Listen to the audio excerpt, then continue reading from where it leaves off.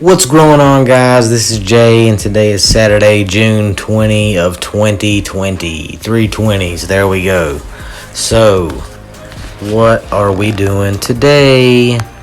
Well, we're going to cut some grass today. We're going to cut some water weed today. Let me be more specific. We're going to cut out this water weed in the field across from the beans.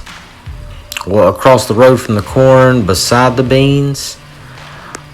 And we're going to cut this patch up and prepare this ground to plant something here. Not 100% sure what we're going to plant here at this point, but we know that it's going to be delicious and nutritious and all of the above. So that's pretty exciting. And I get to try out my new weed eater. I got this what is it? It's a 4-cycle weed eater. So that's pretty cool. It doesn't use 2-cycle gas. It uses regular straight gas, and it is a beast. It's cutting through this water weed, and it is going to be very helpful this year as one of the tools.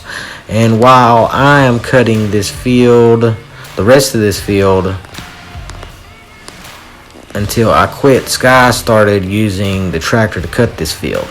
So he's taking the disc through and making passes and chopping up some of this water weed, getting it cut down. That way we can get ready to prepare this ground for planting, because we're going to be planting this ground within the next week or so. So we have to get it cut up really good. And you can see how the different contrast of the soil, you can already tell that it's different. And it's lunch break for me. I have a blood glucose that is dropping out of the sky, no pun intended. And I'm just having some quick lunch before I get back to cutting grass. And now I'm going to cut the grass along the perimeter of the road and the cabbage patch. There is a cabbage patch on the right side of the screen, or on the right side of the road at the top part of the screen. And I just come through there really quick and chop those weeds down in between the road and that patch to make it look a little bit better. And I'm going to get ready and take a ride down to my fields. I am meeting with someone down here, someone mysterious, so I'm not going to tell you who it is until it pops up in the video, but then you can check it out. So you're going to have to stay tuned for the next couple of minutes. You see how I did that there? I'm trying to keep your attention. So now we're in here assessing the beans, looking at everything, taking a little quick break, and I'm going to let you listen to me in real time. So rock with me. What's going on, guys? This is Jay. Today is Saturday, June 20th of 2020, and we are in the field. We are in plot 1. I just wanted to show you guys these straight rows of beans. Look at that. You can see down through there we have beans, and they're getting big. Oh man, they're getting big, and I'm getting excited. And we're gonna have beans here soon, so that's pretty exciting. Very, very exciting. So we're gonna come in here later today and maybe put in a couple more rows of tomatoes. I know I said that I was done driving in those green T-posts, but now that I don't have any green T-posts to drive in, I don't know what to do with myself for my time. So we're going to put in some more. We've put in everything that we've had so far. So we're going to put in some more. That's it. That's it in a nutshell. We're going to put in some more. And check out the tomatoes that we have in so far. We have completely finished 3 of the rows with cardboard. We have 2 more rows to get out of the tomatoes, and then we have 1, 2, 3 more rows to get out of the peppers after that. So a total of 5 more rows of cardboard to finish out the first nightshade block. And then check this out. Our beans end right here, and our corn starts right there. These right here, they almost start in the same plot. Let's see if we can get you to see that corn. See that corn? That was all done with that hand seeder, which that is pretty exciting. That hand seeder is amazing. We're going to go in a few days, and beside some of our beans that we planted, 10 days from the time they popped up, we're going to drill in another crop. We're going to go right off the edge of those, somewhere between 8 and 12 inches, and drill in the second crop of beans, of contender beans, that is. And we're moving into block 3 now. This is where we're theoretically going to put more tomato trellis. I want to trellis 2 more rows of tomatoes here possibly, and we'll probably do a few rows of peppers here, and we're going to give eggplant a try. I think that we're going to attempt to do some Italian eggplant. They get about 3 feet tall. It's heirloom variety. We're going to try to put some of those in. I've never grown eggplant before. It's going to be exciting. But yesterday we went ahead and purchased enough trellis for 4 more rows, 100-foot rows, 2 of tomatoes, 2 of eggplant. Peppers don't need trellis. But here we are in block 3 at the very beginning. We have prolific squash. Check those guys out. Down through there we have 104 feet of those. I'm going to come in off of that and probably do another couple of rows. It just depends on how much space we have in this area. We've been clearing some more ground today further up the farm, near where Sky started the first fields of corn and things like that. And we did a little bit of that earlier in the year, so we've been clearing some more field today. And check out the brassicas. We come in and worked these brassicas heavy yesterday. We come in and cut weeds. We laid a little bit of cardboard. We did some weeding around the plants. And those kale are getting big. We're going to have to transplant some of these babies out soon. I know I've been saying that, but the work is piling up and there's always work to do.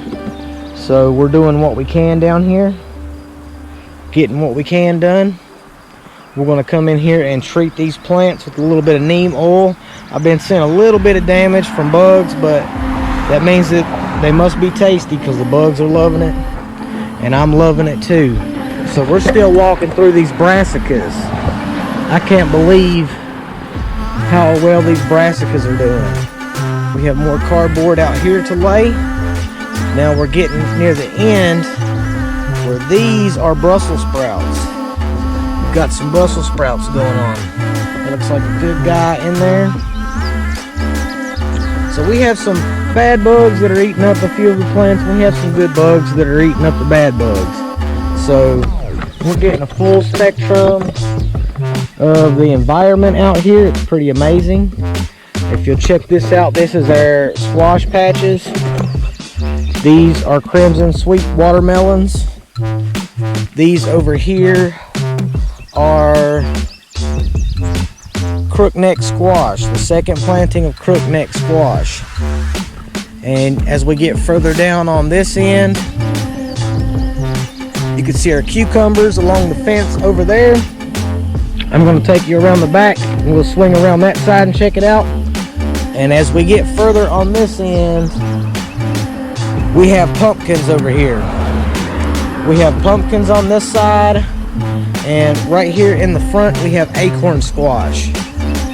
Acorn squash are looking good. We come in a few problem areas yesterday, covered up some of that water weed with patches of cardboard. It's working out pretty good. I'm excited about it. I feel good about it. These are definitely pumpkins. They're trying to sprawl out there.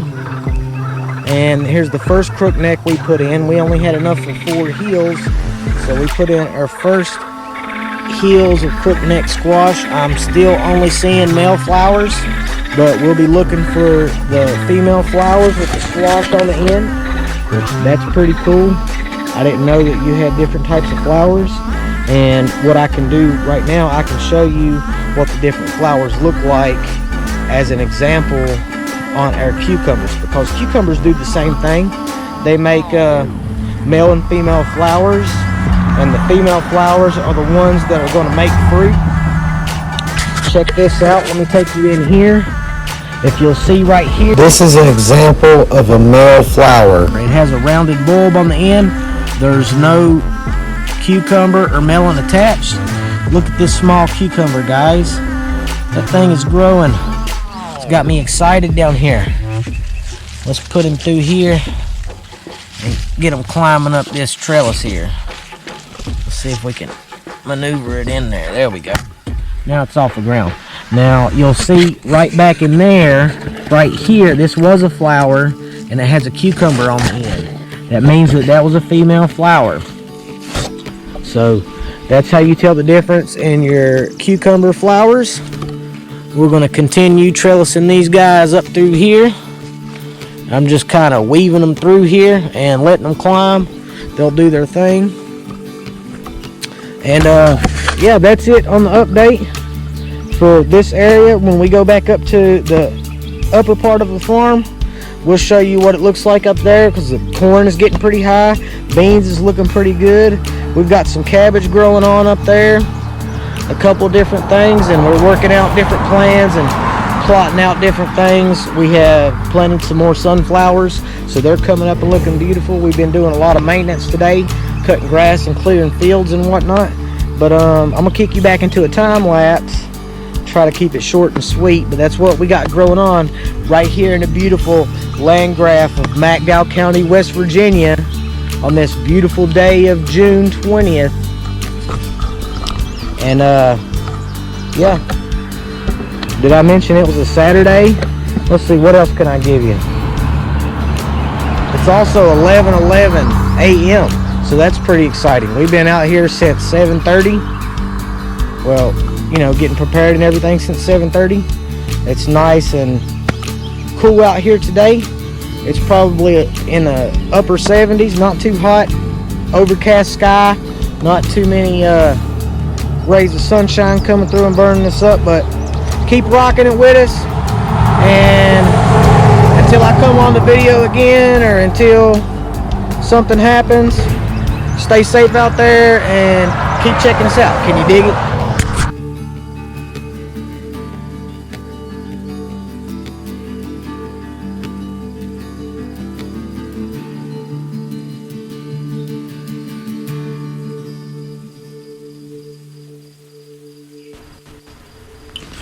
What I'm doing now is going through and training some of the cucumber plants to grow along the trellis. And I'm checking out this brassica patch. We're trying to identify the worms that are eating, and we found cabbage loopers. That is one of the worms that has a pattern of eating bigger spots out of the leaves. And we also found another type of worm, which are a type of cabbage worms. It's another type of cabbage worm that's in here eating, and we're going to treat these worms with some organic insecticide. We found cross-striped cabbage worms. They eat small holes. So what I'm going to do, I'm taking these back home to put them into a container, because I want to watch their transformation into moths or butterflies or whatever they turn into. I want to see their transformation. I want to see what they turn into. So we have them in a quarantine container at home now, and I am going to identify what the moths look like. That way we can figure out how to keep these guys out of here. But for now, I'm going to cut some of the grass around the front part of the garden. Try to keep some of the bugs out of here. I think that the cabbage worms and the cabbage loopers might have a harder time finding some of the plants. We cut down some of the weeds around the garden. We're going to try to keep as much of the weeds down as possible. Try to keep a good perimeter and keep it looking nice in here. And it just looks a lot better. I've been waiting on my friend Jenny, and this is Jenny. She has some plants that we're going to put in, and that's Jenny right there. That's Jenny right there. She has some tomato plants that we're going to put out into the garden. We're going to put out some German Johnsons and some Mr. Stripey tomatoes, and she also brought some peppers for us to plant in here. We're going to plant some gypsy peppers. It's a hybrid pepper, but it is a sweet pepper. There's nothing wrong with growing hybrids. You're just not going to be able to save seed from hybrids and get the same pepper as the gypsy pepper is. You're not going to be able to get a gypsy pepper from a gypsy pepper seed because the dominant seed will come out. So now we're going back to the field that me and Sky cleared earlier with the weed eater and the weed eating, and we're meeting with Jenny about what we can grow as far as the produce that they want us to produce. So that's pretty exciting. We're going to be doing some crops for some mobile markets that she is putting together with her and her team, and that's why she provided some of the plants. And now we're discussing some of the plans that we have and just chopping it up, talking it out, finding out what it is that we can grow that is going to be beneficial to their market and beneficial for us as farmers. So it's going to be pretty exciting. I'm excited about all of this that's changing. I'm excited the way that everything is progressing this year so far. It's like plans keep falling out of the sky and into place, and a lot of it's new territory.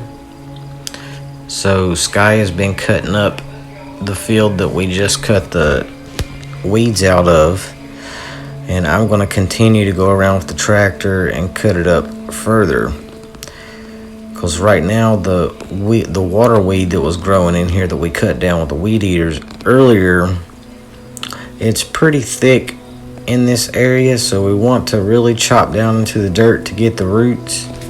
And running the tractor through here is going to take a couple different days of running the tractor through here. We're going to continue to just run through here, chop it up and let it die, run through here, chop it up and let it die until we get down into the soil a good 8 to 10 inches with the discs, or as deep as possible. That way when we come in here to plant, we don't have anything stopping our planting. We want to make sure that we get it nice and deep and get as much as that weed and roots and everything chopped down and killed as possible.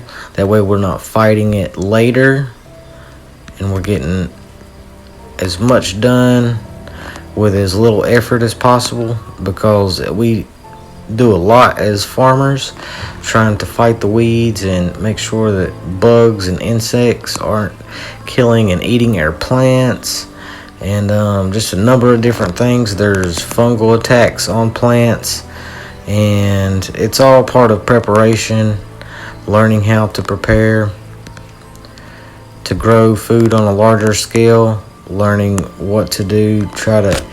This is really small scale. It's not large scale farming, even though it seems like a lot for most ordinary gardeners. Don't let it fool you, because it is not a garden.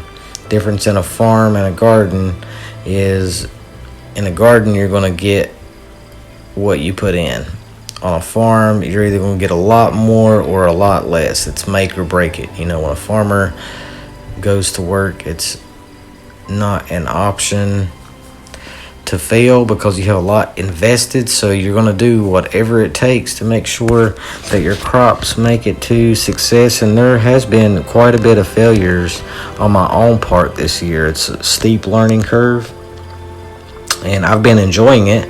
I've learned a lot from a lot of the failures. I've planted a couple different things this year and the crops didn't come up, one being from old seed, one from planting too early.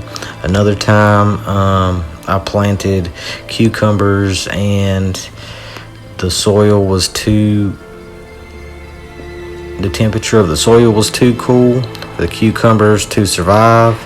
Another time I tried cucumbers, I had too much water in the soil. So it's tricky learning where a plant's comfort zone is, because a lot of plants have different needs and different ways that you take care of them. But I've been enjoying every second of it. I can't even begin to imagine what I would be doing with the way the world's going right now if I didn't have this to keep me grounded.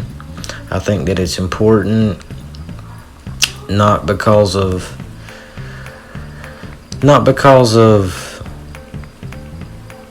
the way that everything is. It's just important to me because this is what my journey is to healing. This is what it means for me to heal. I want to be able to provide good food for my family, for my friends, for my neighbors, for my community, the best food that I can possibly grow, because I truly believe that is where healing starts. It starts with what you're putting into your body, and I've become hyper aware of what I've been eating. And with my health conditions, I'm a type 1 diabetic. I'm 30 years old. I just went through a 6 bypass open heart surgery because of poor choices that I was making. It's just a downward spiral, and I have a lot more illnesses stacked up against me than most people do, especially at the age that I'm at. So for me personally, this is my journey. This is important to me. So that's why I'm doing what I'm doing. And if I can help some people out along the way with some information or inspiration or any of that, get out there and grow something. It's been a world of wonder for my mental health, because it seems like the world's going a little bit crazy right now. And I think with everything that's going on in this day and age, that it's touched every person on the planet in one way or another. And for me, this has been my mental stability. But it is what it is. And thanks for watching, guys. That's it. I hope that you enjoyed it. I hope it was informational, inspirational. Look, we found a guy hiding in there. That's our cabbage looper. And yeah, keep rocking it with us. If you like it, go on and hit the like down below. Subscribe to the channel. Hit the notification bell for updates on future videos. And until next time, can you dig it?